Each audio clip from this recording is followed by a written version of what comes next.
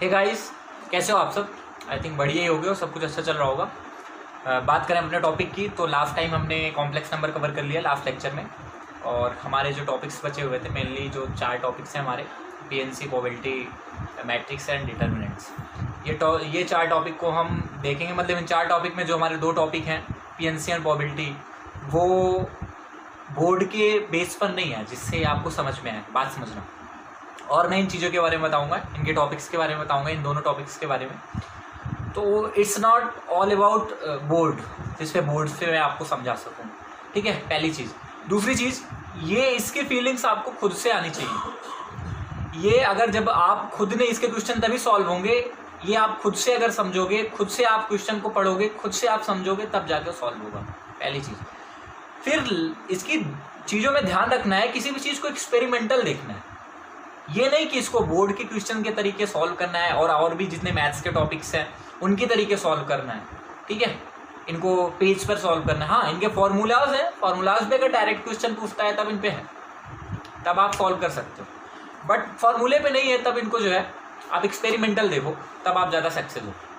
और अगर आपको नहीं समझ में आ रहा है पीएनसी और probability, then leave it now, तुरंत छोड़ दो इसको, क्योंकि ये ऐसे टॉपिक्स हैं, एक क्वेश्चन पूछेगा, लेकिन इनमें से समझ लो आपको जला देगा, पूरा टाइम ही वेस्ट कर देगा आपको, क्योंकि आपको 3 सब्जेक्ट देखना है, एक ही सब्जेक्ट लेके नहीं चलना है। मैथ्स अकेले लेगा, मैथ्स में आप अच्छा स्कोर कर दिए, फिजिक्स और केमिस्ट्री में लटक गए, काम क्या है? कुछ नहीं, मतलब ही नहीं है। तो इसलिए मैं ये वीडियो आपको ऐसे बना रहा हूँ पीएनसी और प्रोबेबिलिटी के लिए, ठीक है। तो इसमें दोनों चैप्टर में कवर कर दूंगा, पीएनसी और प्रोबेबिलिटी, इस वीडियो में। तो कोई नहीं, तो इस वीडियो को ऐसे देखो, बाद में हमारे और जो छोटे टॉपिक्स हैं, सेट्स, रिलेशंस, फंक्शंस हमने कवर कर लिया, मैथमेटिकल रीजनिंग, मैथमेटिकल इंडक्शन, ये सब मैं एक लेक्चर लूँगा इनको भी। मतलब नियर अबाउट 27 के पहले पहले आपका पूरा टॉपिक क्लियर। उसके बाद आपके 4 दिन बचेंगे आपको प्रिपेयर। ये क्रैश कोर्स टाइप था, मैंने पहले बोला था, आपके एग्जाम के 4-5 दिन पहले आपका क्या होगा, सिलेबस कंप्लीट होगा, पहली चीज़। उसके बाद बात करें 4 दिन की स्ट्रेटजी भी बताऊंगा आपको, क्योंकि मैंने ज़्यादा से ज़्यादा 25 घंटे में पूरी मैथ्स खत्म किया है मैंने। आई देखा जाए तो मेरा एक लेक्चर 1 घंटे का है, कोई आधे घंटे का, जैसे कॉम्प्लेक्स नंबर आधे घंटे का ही था, जिसमें प्रॉब्लम्स भी हैं जेईई मेंस के प्रीवियस। हाँ, 4-5 प्रॉब्लम है, लेकिन मेन प्रॉब्लम है, ठीक है। तो ये टॉपिक्स हैं ऐसे, इसलिए यहाँ पे मैं पीएनसी एंड प्रोबेबिलिटी देखता हूँ, और आगे हमारी बात, आपकी बातें होती रहेंगी। देखो, बात करें परम्यूटेशन एंड कॉम्बिनेशन की, तो परम्यूटेशन एंड कॉम्बिनेशन का जो हिंदी वर्ड है वो क्रमचय तथा संचय। यहाँ पर सबसे पहले बात करते हैं फैक्टोरियल की। फैक्टोरियल क्या होता है, पहले बात समझ लो फैक्टोरियल की क्या, परम्यूटेशन एंड कॉम्बिनेशन की बात कर रहा हूँ पहले मैं। फैक्टोरियल में होता है कि जैसे मैंने कहा किसी चीज़ की फैक्टोरियल चाहिए, मैंने कहा कि n फैक्टोरियल चाहिए। n फैक्टोरियल का मतलब हुआ कि n के लास्ट टर्म 1 तक, मतलब n फैक्टोरियल का मतलब हुआ n बार में n टर्म तक जितनी भी नंबर्स आए हैं उनका मल्टीप्लिकेशन, उतना वे आया। फैक्टोरियल मतलब ये हुआ, बात समझ रहे हो क्या? उतना वे आया, मतलब n फैक्टोरियल का मतलब हुआ n इंटू n-1 n-2, कहाँ तक? जहाँ तक हमारा सिंगल वे है, बात समझ रहे हो? तो ये n into n-1 into direct ये 1 तक जाता है, पहली चीज़ फैक्टोरियल का मतलब समझ। ऐसे मैं n-1 की बात करूँ, n-1 n-2 n-3 लास्ट तक 1 तक जाएगा, मल्टीप्लिकेशन इसका यहाँ तक होगा 1 तक, क्योंकि हमें पूरा नियर वे चाहिए। मैं 1 फैक्टोरियल की बात करूँ तो 1 फैक्टोरियल हमारा 1 है, 1 तक ही जाएगा। 2 factorial 2 into 1, 3 factorial 3 into 2 into 1, factorial की बात क्लियर। बात करूँ इसकी फैक्टोरियल की वैल्यू की, तो फैक्टोरियल 0 की वैल्यू 1 होती है, ऑलवेज ध्यान रखना, ठीक है। अब मैं बात करता हूँ परम्यूटेशन की, ठीक है, फैक्टोरियल क्लियर। तो अब मैं बात करता हूँ परम्यूटेशन कॉम्बिनेशन, हमारा टॉपिक है, तो परम्यूटेशन की बात करता हूँ, इसकी डेफिनेशन की बात करता हूँ। परम्यूटेशन एक्चुअली है क्या, यहाँ पे हमें देखना क्या।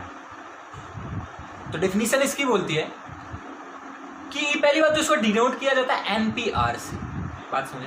तो एनपीआर जो है ये परम्यूटेशन ऑफ है, ये परम्यूटेशन है, क्या है? परम्यूटेशन है। कॉम्बिनेशन की भी बात मैं करूँगा। एनपीआर क्या है? परम्यूटेशन है। किन चीज़ों का?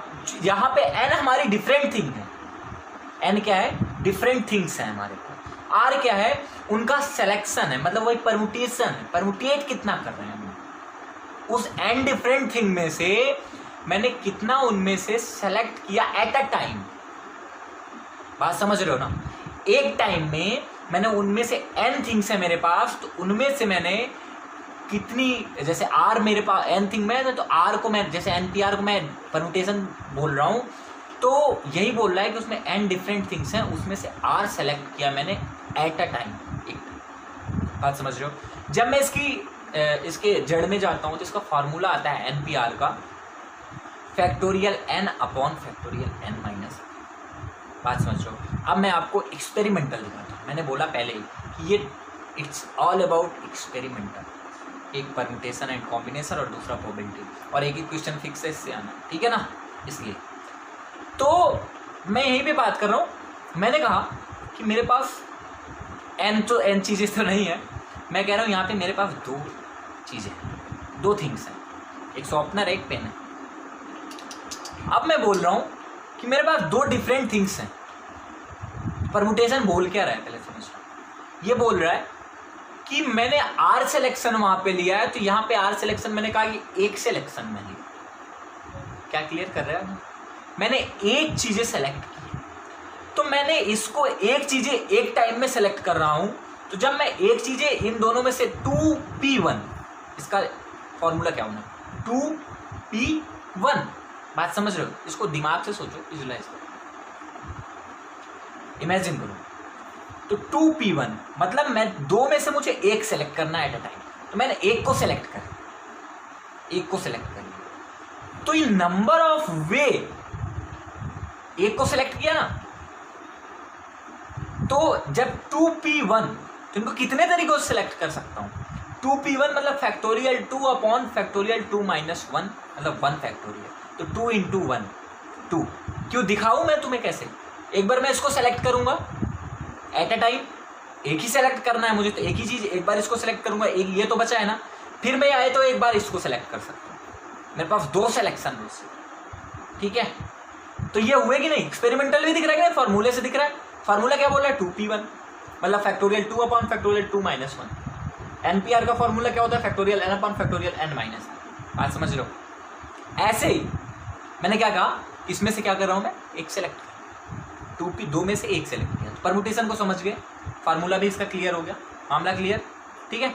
अब मैं चलता हूँ इनकी अलग अलग प्रॉपर्टीज़ पर। इसमें ज़्यादा मैं बताऊँगा नहीं इनके बारे में, क्योंकि मैं ज़्यादा बताऊँगा इसमें ज़्यादा आप कन्फ्यूज हो गए। मैंने पहले बताया हुआ है कि अगर आपको फुल में से फुल लाना है तभी आप इसको पढ़ो, नहीं तो अगर नहीं समझ में आ रहा है तो छोड़ दो, PNC या प्रोबेबिलिटी छोड़ दो, ठीक है? बात समझ रहे हो ना? तो ठीक है, लेकिन मैं बता दे रहा हूँ आपको, इसीलिए मैंने आपको समझाने के लिए मैंने बोर्ड का ही यूज़ नहीं किया। मैं परम्यूटेशन एंड कॉम्बिनेशन और प्रोबेबिलिटी को समझाने के लिए मैंने बोर्ड का ही यूज़ नहीं किया। क्यों? क्योंकि बोर्ड का यूज़ करता तो वहाँ पे आपको मैं समझा ही नहीं पाता, क्योंकि मैं चीज़ों को इमेजिन करना पड़ता है। जब तक इस ये दो ऐसे मैथ्स के चैप्टर हैं, जब तक आपको इसमें खुद से फील नहीं आएगी तब तक ये समझ में नहीं आनी। ये फॉर्मूले पे बेस्ड नहीं है कि फॉर्मूले से, इनको आपको इमेजिन करना पड़ता है, इनको आपको फील लाना पड़ता है इन चैप्टर्स, और दोनों एक से कनेक्टेड है। बात समझिए, अलग अलग परम्यूटेशन की मैं प्रॉपर्टी की बात करूँ, ठीक है? तो अब मैं नेक्स्ट प्रॉपर्टी की बात करूँ तो देखते हैं नेक्स्ट प्रॉपर्टी क्या बोल रही है कि मैंने कहा कि मैंने कोई n थिंग्स है हमारे पास, उनको मैंने 3 तरीके से सेलेक्ट किया। कैसे? मैंने कहा मेरे पास n थिंग्स हैं, मैंने एट अ टाइम उसमें से p ऐसे थिंग्स, मतलब मैंने कहा कि p ऐसे थिंग्स, मैंने कोई ऐसी थिंग बताई, उसमें 3 सिलेक्शन रेशियो बताया। मैंने कहा p ऐसे थिंग्स सेलेक्ट किए जो सेम टाइप के थे। मेरे पास n थिंग्स थी। जैसे मैं बोलूँ कि एक क्लास में 50 स्टूडेंट, मैं बोल रहा हूँ कि उन 50 में से मैंने उसमें से उन्हीं 50 में कोई मैथ्स का स्टूडेंट था, कोई बायो का स्टूडेंट था, कोई आर्ट का स्टूडेंट, उसी 50 में से। तो मुझे उसी 50 में से 3 चीज़ों को सिलेक्ट करना है, और तीनों क्या है? अलग अलग टाइप है, लेकिन जो एक सिलेक्ट करना है वो सेम टाइप के था। जैसे मैं मैथ्स के उन 50 में से मैथ्स के सेलेक्ट करूंगा तो सिर्फ मैथ्स के रेशियो वाले स्टूडेंट को सिलेक्ट करूँगा। बस समझ लो, 50 में से मैं अगर बायो वालों को सेलेक्ट करूंगा तो बायो वाले को लाइन में सिलेक्ट करूंगा। आर्ट वाले के को सिलेक्ट करूंगा तो आर्ट वाले के लाइन में सिलेक्ट। बात समझ लो। ऐसे मैं बोला उस 50 में से 15 स्टूडेंट्स ऐसे हैं जो मैथ्स से बिलोंग करते हैं, 15 स्टूडेंट ऐसे हैं जो आर्ट से बिलोंग करते हैं और 20 स्टूडेंट ऐसे हैं जो बायो से। बात समझ लो। तो उसी 50 में से समझा रहा हूं आपको, उस 50 में से आपको पहली बात तो मैथ का, अगर एट ए टाइम मैथ के स्टूडेंट को या उसके बायो के स्टूडेंट को या आर्ट के स्टूडेंट को सेलेक्ट करना है, तो एट अ टाइम वो परमुटेशन क्या होगा, ऐसे समझो कि आपके पास n स्टूडेंट्स हैं, जो मैथ वाला है वो p स्टूडेंट को मैंने सेलेक्ट किया, और जो बायो वाला है उसको q को सेलेक्ट किया, और जो आर्ट वाला है उसको r को सेलेक्ट किया, r को सेलेक्ट किया, r। ठीक है, तो हमारा परमुटेशन आता है factorial n upon factorial n factorial factorial n upon factorial p factorial q into factorial r। बात समझ लो। सभी प्रॉपर्टीज अभी आपके स्क्रीन पे पहुंच जाएंगी, अभी आपके स्क्रीन पे पहुंचेंगी जब मैं पूरी प्रॉपर्टीज बता दूँ। ठीक है ना, थिंक करो, मैंने जो बताया उसको समझो पहले, मैं कैसे बता रहा हूँ आपको, इसीलिए एग्जाम्पल ले रहा हूँ। बात समझ रहे हो। तो उनका जो परमुटेशन होगा क्या, कितना होगा, factorial n upon factorial p factorial q factorial r। बात समझ रहे हो ना, इसीलिए मैं आपको इमेजिन कर रहा हूँ। क्लियर। तीसरी प्रॉपर्टी पे चलते हैं। परमुटेशन क्या है, number of permutation, number of selection, यही है परमुटेशन। ठीक है ना, ध्यान दीजिए। नेक्स्ट प्रॉपर्टी क्या बोलती है, मेरे पास n डिफरेंट थिंग्स हैं तब नंबर ऑफ परमुटेशन क्या होंगे। ठीक है, मेरे पास n डिफरेंट थिंग्स हैं तब नंबर ऑफ परमुटेशन क्या होंगे। अगर रिपीटिशन अलाउड है, रिपीटिशन मतलब n डिफरेंट थिंग्स हैं और मुझे से r सिलेक्शन चाहिए उसमें से, और उसी में से मैंने कहा कि मेरे पास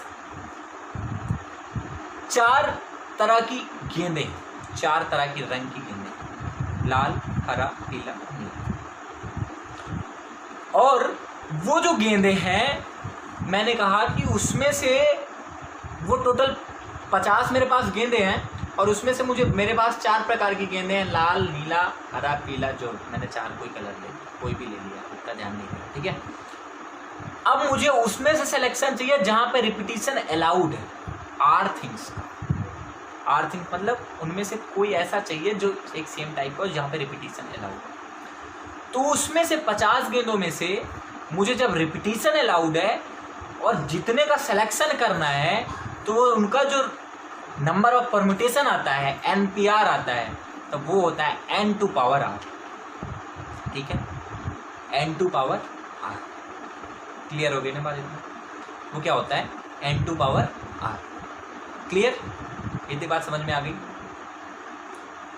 अब चलता है नेक्स्ट प्रॉपर्टी, सब स्क्रीन पे अभी दिख जाएगा। अभी आपको जैसे ही इसकी परम्यूटेशन प्रॉपर्टी खत्म हो, मैं आपको सब स्क्रीन में। क्लियर, आगे चलते। जहाँ से क्वेश्चन पुट अप होता है जेई का किसी भी एग्जाम में जहाँ से क्वेश्चन पुट अप होता है, मैं वो बताने चल रहा हूँ। सर्कुलर परम्यूटेशन, समझना है क्या होता है सर्कुलर परम्यूटेशन। सर्कुलर परम्यूटेशन में हम बात करते हैं, जैसे मैंने कहा मेरे पास n डिफरेंट थिंग्स हैं, उसमें से मुझे जो है n लोग जो हैं सर्कुलर वे में बैठे हुए, गोले में, सर्कल में बैठे, तो वो पूछता है कि उनमें से एक के उठने, 2 उठने की, मतलब जो भी है वो सर्कुलर परम्यूटेशन के, permutation circular, number of circular permutation. ठीक है, जब मैंने कहा कि अगर मेरे पास n डिफरेंट थिंग्स हैं, तो हमारे पास नंबर ऑफ सर्कुलर परम्यूटेशन जो होंगे वो n-1 फैक्टोरियल।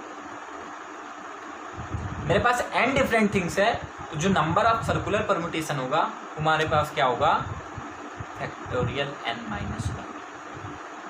ठीक है, ये क्यों होगा ये मैं आपको अभी बता नहीं सकता, क्योंकि ये वीडियो लंबा हो जाएगा और ज़्यादा बताऊंगा नहीं। ठीक है, दिखाऊंगा, इसको आप खुद इमेजिन करो। Factorial n minus 1। क्लियर ना? और अगर मैंने कहा इसी सर्कुलर परम्यूटेशन कि अगर मैं क्लॉकवाइज घूम रहा हूँ, देखो सर्कुलर परम्यूटेशन में दो वाइज, या तो मैं क्लॉकवाइज घूम सकता हूँ या तो एंटी क्लॉकवाइज घूम सकता हूँ। अगर मैं क्लॉकवाइज घूमता हूँ और नंबर ऑफ परम्यूटेशन मुझे n माइनस या मतलब सेम मिलता है, कोई परम्यूटेशन मिलता है, सॉरी कोई परम्यूटेशन मिलता है क्लॉकवाइज घूमने पर, और एंटी क्लॉकवाइज घूमने पर वही परम्यूटेशन मिलता है जो क्लॉकवाइज घूमने पर मिला है, सेम मिलता है, तब जो हमारा परम्यूटेशन होगा वो होता है n माइनस 1 फैक्टोरियल अपॉन। ध्यान देना, जब आप n डिफरेंट थिंग में से नंबर ऑफ सर्कुलर परम्यूटेशन की बात करोगे तब वो होता है n माइनस 1 फैक्टोरियल। बट जब क्लॉकवाइज और एंटी क्लॉकवाइज दोनों सेम परम्यूटेशन दे रहे हैं, सेम वे दे रहे हैं, बात समझ लो, तब जो इनका नंबर ऑफ सर्कुलर परम्यूटेशन होगा n माइनस 1 फैक्टोरियल अपॉन। ठीक है, क्लियर हो गई बात इतनी? दूसरी बात कहा कि मेरे पास n डिफरेंट थिंग्स हैं और किसी r थिंग्स को मुझे eight a time circular permutation select करना। मैंने कहा मेरे पास 20 लोग हैं जो मेरे गोले में बैठे हो, एक सर्कल में 20 लोग बैठे हो, उसमें से मुझे कहा कि मुझे 2 को उठाना है। नंबर ऑफ परम्यूटेशन क्या होगा? सर्कुलर परम्यूटेशन क्या होगा? वो होता है NPR upon R, NPR upon R।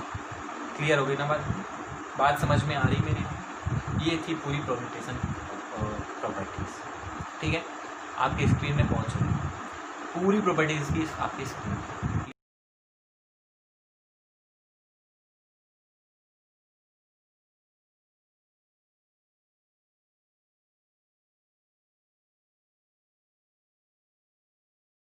Clear हो गई बात समझ में?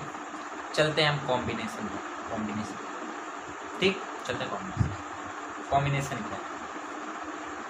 ये डिनोट करता है नंबर ऑफ कॉम्बिनेशन, जैसे परम्यूटेशन डिनोट करता है number of permutation eight a time, ये डिनोट करता है number of combination at a time and different things. मैंने कहा कि मेरे पास 10 वस्तुएं, 10 थिंग्स, 10 थिंग्स, और मुझे उसमें से कॉम्बिनेशन बनाना है R थिंग्स का। मैंने कहा 2 का कॉम्बिनेशन बनाना है, तो नंबर ऑफ कॉम्बिनेशन कितने होंगे? अगर मैं यहाँ पे देखूँ तो 2 का, अगर मैं 2 का कॉम्बिनेशन बनाऊंगा तो मेरे पास 5 कॉम्बिनेशन है। 10 हमारे पास वस्तु हैं, 2 2 2 2 2 5 बात समझ में आएगी? तो इसका जो फॉर्मूला होता है, इसको जो डिनोट किया जाता है वो NCR से डिनोट किया जाता है। जैसे इसमें फैक्टोरियल NCR को हम, जहाँ पे n डिफरेंट थिंग्स हैं और R combination, number of combination, और नंबर ऑफ सिलेक्शन है जितना मैंने, और कॉम्बिनेशन का, बात समझ लो। तो इसका फॉर्मूला होता है factorial n upon factorial n minus R into factorial R। ठीक है, जो परम्यूटेशन है, परम्यूटेशन का ये फैक्टोरियल R गुना 1 अपॉन फैक्टोरियल R। क्लियर हो गई ना बात?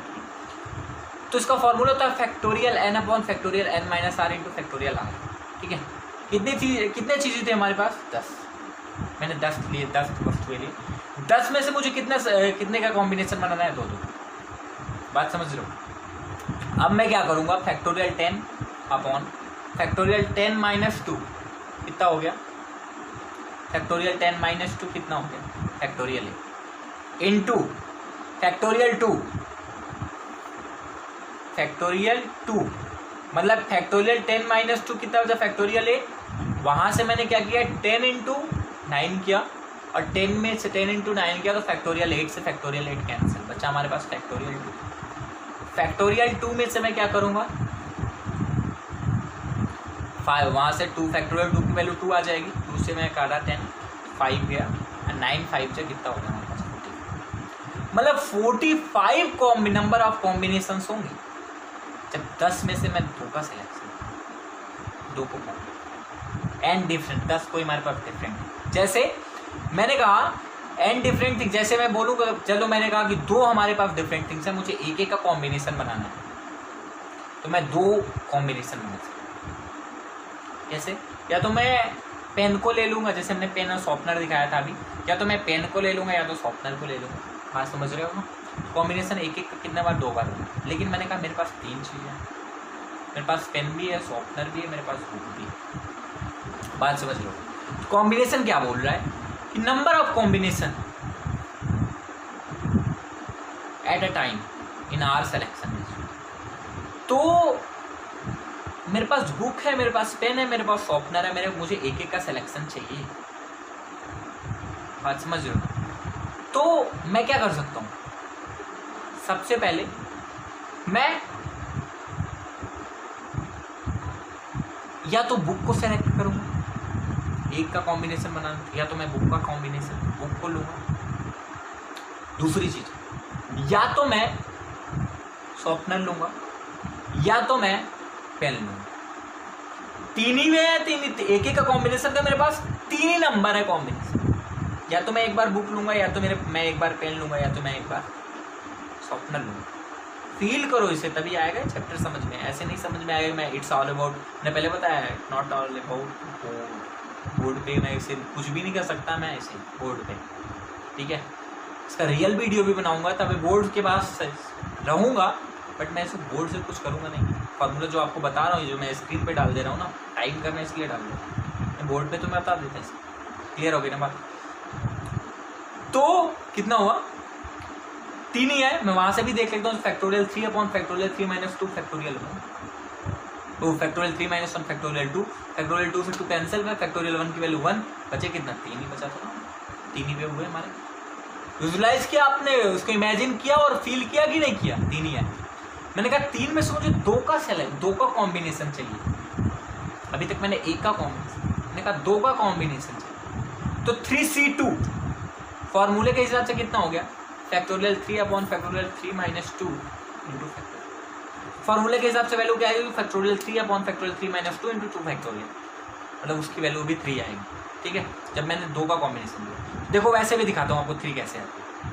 मैंने कहा बुक पेन शॉर्पनर है मेरे पास, तो या तो मैं पेन और बुक को सेलेक्ट कर सकता हूँ, पेन और बुक का कॉम्बिनेशन एक सेलेक्ट कर सकता हूँ, या तो मैं पेन और शॉर्पनर का कॉम्बिनेशन एक बार सेलेक्ट कर सकता हूँ, या तो बुक और शॉर्पनर का कॉम्बिनेशन सेलेक्ट। 3 ही तो है ना हमारे पास कॉम्बिनेशन, नंबर ऑफ कॉम्बिनेशन, तो 3 ही तो हुए ना।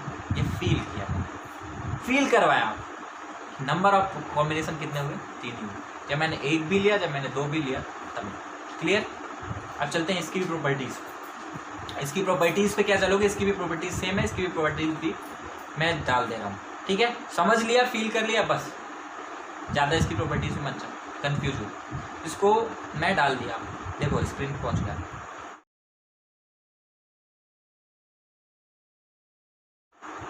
क्लियर?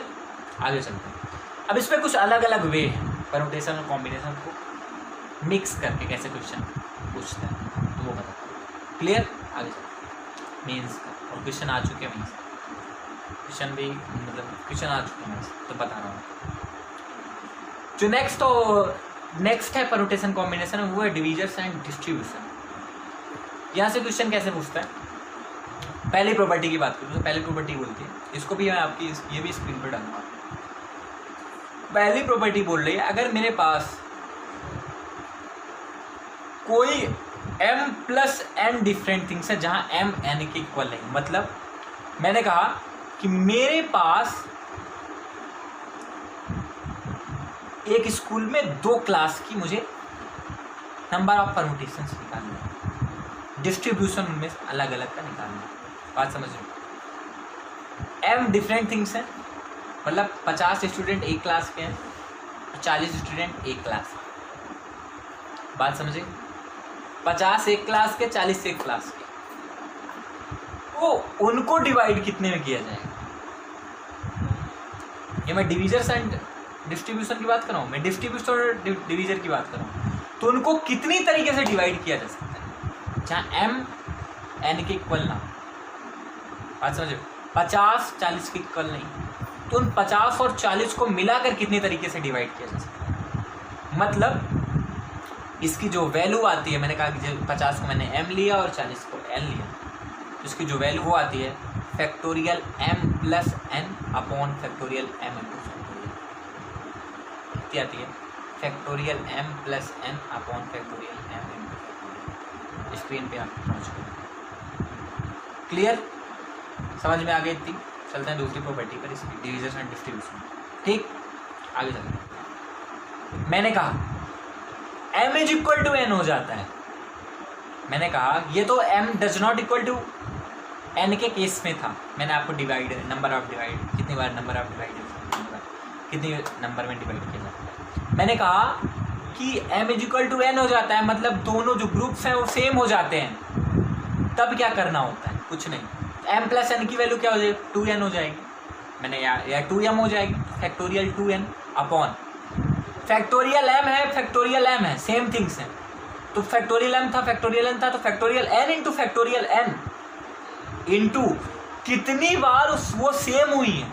मतलब मैंने कहा है यहाँ पे 2 बार है, n प्लस n है, तो फैक्टोरियल 2। ध्यान रखना है, इस पे क्वेश्चन पूछता है। जब सेम थिंग्स हो गई, सेम ग्रुप हो गए और सेम हमें चाहिए डिवाइड उनको कितने में करना है, और वो m की वैल्यू जो है वो n के इक्वल है। मतलब नंबर ऑफ ग्रुप्स, जो टाइप अलग अलग है लेकिन नंबर ऑफ ग्रुप्स जो है वो क्या है? सेम। तब क्या है? m is equal to n। m की वैल्यू क्या हो गई? n हो गई, मतलब m plus n plus n 2n। उसी फॉर्मूले पे रखना है। डिफरेंट चीज क्या है यहाँ पे? मैंने यहाँ पे 2 बार क्या किया, उनको सेम, m को 2 हमारी चीजें थी, 2 बार जितने टर्म्स है उतनी। मैंने कहा कि m is equal to n into n is equal to p होता। मैंने कहा मेरे पास 3 डिफरेंट थिंग्स, 3 वे होते, m n p। तो मेरे पास क्या बनता है? m plus n plus p का factorial upon factorial m factorial n factorial p, यही होता। तब मैं क्या करता, जब ये इस वाले केस में factorial 3n upon factorial n into factorial n into factorial n into factorial 3। बात समझ रहे हो ना?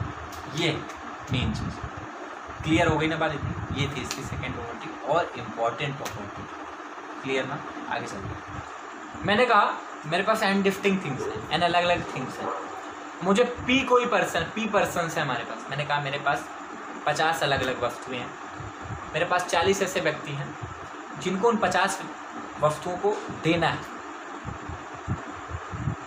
तो नंबर ऑफ डिस्ट्रीब्यूशन कितना हो, ये डिस्ट्रीब्यूशन है। अभी तक मैंने किसका किया? डिवीजन की बात किया। अब मैं डिस्ट्रीब्यूशन, नंबर ऑफ डिस्ट्रीब्यूशन कितने होंगे?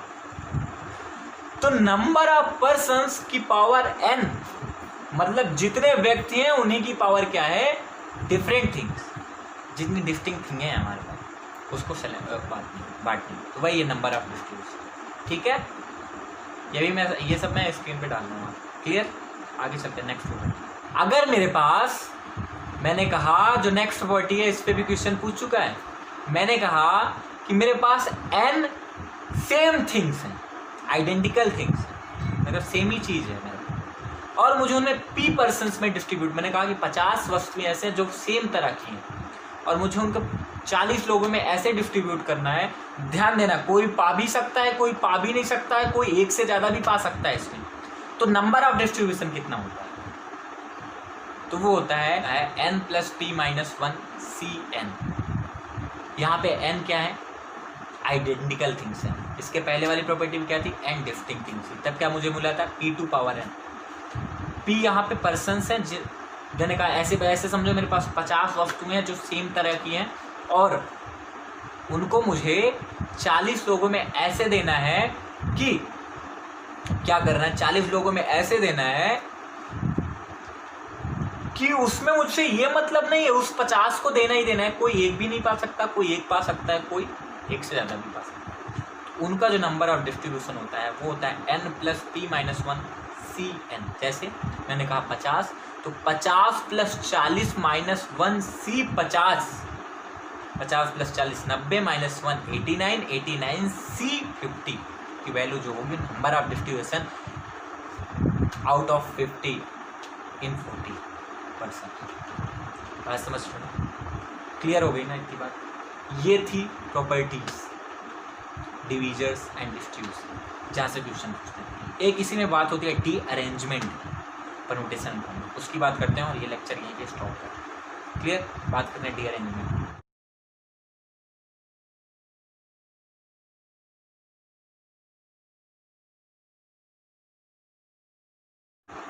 जो n, मैंने कहा मेरे पास n लेटर्स हैं, और जो नंबर ऑफ वेज है एन लेटर को किसी इन्वेलप में डालने का, किसी इन्वेलप में डालने का, ये डी अरेंजमेंट होता है जिसका अरेंज सही बात समझ लो, ये डी अरेंजमेंट। तो मैं बोल क्या रहा हूँ, क्वेश्चन को समझना। मैंने कहा मेरे पास एन लेटर्स हैं और उनको इन्वेलप में डालना है, क्लियर। उस इन्वेलप में डालने की नंबर ऑफ वेज कितनी होंगी, उस इन्वेलप में उन लेटर्स को डालने में नंबर ऑफ वेज कितनी होंगी। बात समझ रहे मैं क्या बोल रहा हूँ। मेरे पास एन लेटर्स हैं, मुझे उन एन लेटर्स को इन्वेलप में डालना है, तो उस इन्वेलप में क्या नंबर ऑफ वेज कितने होंगे उन लेटर्स को डालने में। वो अपना है, दूसरे का है, क्या है इसमें, क्लियर ना। तो वो होता है जो नंबर ऑफ वेज आते हैं वो होता है factorial n into factorial n, क्योंकि फैक्टोरियल एन तो पहले एन तो हमारे पास चीज़ें हैं। एन फैक्टोरियल का मतलब क्या हुआ कि एन चीज़ों को मैंने एन तक की चीज़ों को सेलेक्ट कर रखा है। बात समझ रहे हो ना, वो है फैक्टोरियल एन। तो फैक्टोरियल एन मतलब फैक्टोरियल एन मतलब इन्वेलप में मैं अलग अलग तरीके से उनको डाल सकता हूँ, लेटर्स को कैसे डाल सकता हूँ, इसलिए फैक्टोरियल एन है, ठीक। अब इनटू क्या क्या आता है अंदर ब्रैकेट में, एक फैक्टोरियल की जगह मैंने एक तो मैंने पूरा एक तो हमारा पूरा फॉर्म था एक इन्वेलप का, फिर मैंने एक इन्वेलप में से उस एक लेटर को उस इन्वेलप में डाला, वन फैक्टोरियल वन, तो 1 - 1 तो 0, ये कहानी खत्म। फिर बचता है 1/2 फैक्टोरियल, फिर उसी एक इन्वेलप में मैंने 2 लेटर को, फिर कितने 3, तो -1/3 फैक्टोरियल, फिर +1/1। जो इवन नंबर्स ऑफ थे वो प्लस में थे और जो ऑड नंबर्स थे वो क्या नेगेटिव में। तो ये था पूरा हमारा। तो इसका फॉर्मूला क्या होना, factorial n into factorial 1/2 factorial -1/3 factorial dot n तक जाएगा, ऐसे रखें। बात समझ में आती, -1 to power n upon factorial n।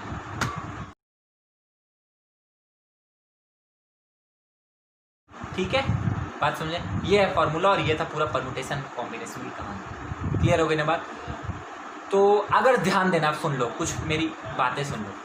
अगर आपको परम्यूटेशन एंड कॉम्बिनेशन नहीं क्लियर हो रहा है और आप 1 साल में प्रिपरेशन किए हो जी इंग्लिश, तो छोड़ दो भाई, क्यों कर रहे हो।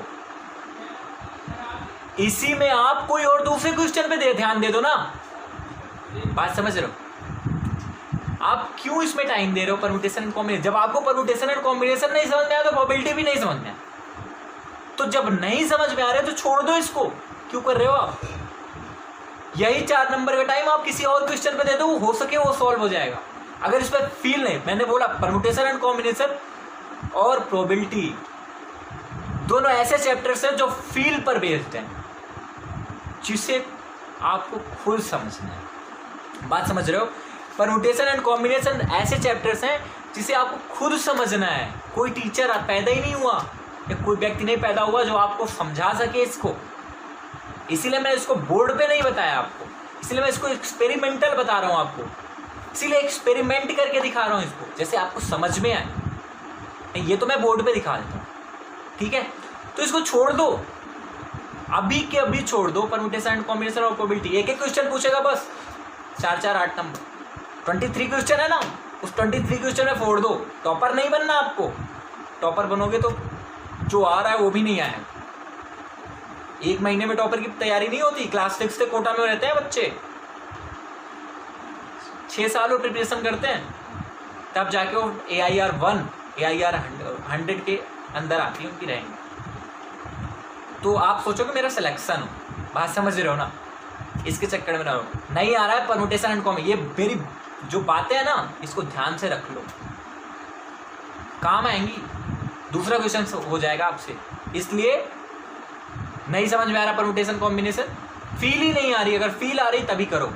कुछ बच्चे गिराएंगे, ठीक है, उनको गिराने दो, क्योंकि वो उसको समझे, उनको फील आ रही है। जब तक फील नहीं आएगी इस चैप्टर में तब तक आपको कुछ नहीं होने वाला। फील लाओ इसमें, फील आ रही है, हाँ करो इसको, बिंदास करो। और हाँ, इसके जो क्वेश्चन होंगे ना, ज़्यादा से ज़्यादा वो 1 मिनट 2 मिनट के अंदर आंसर देते हैं। अगर 1-2 मिनट के अंदर आंसर नहीं आ रहा है तो अपने आप इसको छोड़ के चल देना, फिर लाइफ में नहीं आने वाला है, मेरा दावा है। अगर परम्यूटेशन कॉम्बिनेशन और प्रोबेबिलिटी का क्वेश्चन जो फार्मूला बेस्ड नहीं है, अगर 1 मिनट के अंदर उसका आंसर 1-1.5 मिनट के अंदर, मैक्सिमम टाइम 1.5 मिनट होता है, अगर 1.5 मिनट के अंदर उसका आंसर नहीं आ रहा है तो छोड़ के चल के दूसरे पे टाइम दो। 3 घंटे हैं आपके पास, 3 घंटे में से मैथ्स फिजिक्स केमिस्ट्री तीनों देखना है आपको, ठीक है। अगर इसी पे ज़्यादा टाइम दे दो, 1-1.5 मिनट के अंदर नहीं आ रहा तो छोड़ दो इसको। परम्यूटेशन कॉम्बिनेशन प्रोबेबिलिटी दिमाग से हटा दो, ये चैप्टर में ही नहीं है। मेरे पास 23 क्वेश्चन नहीं आ रहे हैं, मुझे 23 में से 23 को गिराना है। 23 में तो 20 को तो गिराना, 20 पंचे 100, 5 ऐसे भी मिल रहे हैं। अगर 5 वैसे मिल जाते हैं तुक्के वाले, तब उन पर टाइम दे दो थोड़ा, 2 मिनट 3 मिनट, जिसमें आपको माइनस मार्किंग में है। लेकिन यहाँ पे ध्यान रखना है आपको माइनस मार्किंग भी है। क्लियर हो गई ना बात? नहीं तो नहीं आ रहा समझ में तो छोड़ दो, ठीक, सीधा फंडा, ठीक। तो that's all for this class, thank you. और सब्सक्राइब अब तो कर दो यार, अब तो पूरा ख़त्म होने वाला है, तो ये भी कर दिया करो सब्सक्राइब शेयर। तो अभी मैं जो है, ये आपका एग्ज़ाम ख़त्म हो जाएगा तो फिर से मैं मैथ्स की पूरी सिंगल वीडियो स्टार्ट करूँगा, एक एक टॉपिक पे बताऊँगा, 10-10 जो 1-1 घंटे का ये वीडियो रहता था वो बताएंगे हम 10-10 मिनट के वीडियो करके, 10 एक टॉपिक लेके चलेंगे और चैप्टर वाइज पूरा कवर करेंगे। मैथ्स की भी बनाऊंगा, फिजिक्स की भी बनाऊंगा। क्लियर हो गई ना बात? तो that's all for this class, thank you.